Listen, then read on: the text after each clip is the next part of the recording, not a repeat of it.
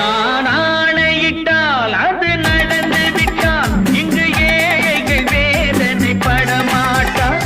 உயிர் உள்ளவரை ஒரு துன்பமில்லை, அவர் கண்ணீர் கடலிலே விழமாட்டார். அவர் கண்ணீர் கடலிலே விழமாட்டார்.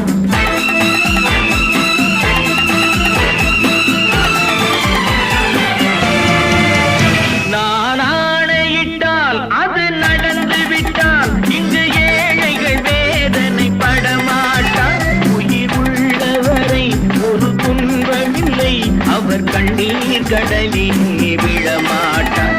அவர் கண்ணீர் கடலிலே விழமாட்டார்.